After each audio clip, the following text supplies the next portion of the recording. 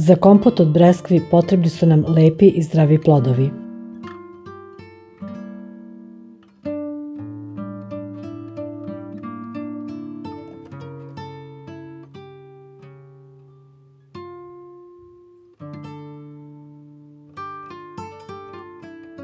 Breskve oprati i narezati u tegle.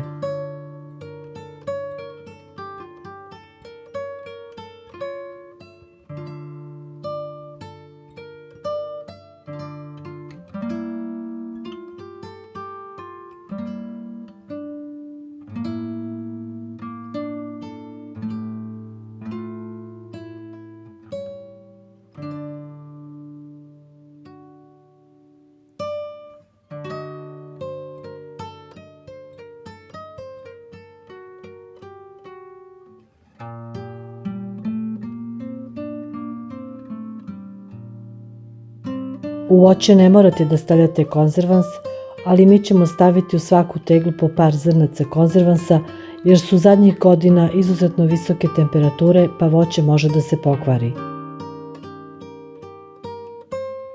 Naliti tegle do vrha nalivom od 1 litra vode, 8 kašike šećera i pola kesice limuntusa.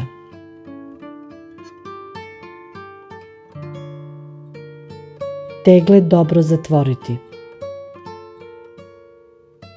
Staviti tegle u šerpu i naliti vodom tako da budu u vodi 3/4 tegle, a 1/4 tegla da ostane van vode.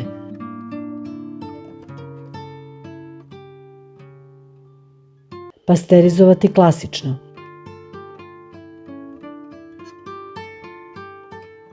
Tegle možemo ostaviti u loncu u kome su se pasterizovale ili ćemo ih uviti u puniju krpu da se tako postepeno ohlade.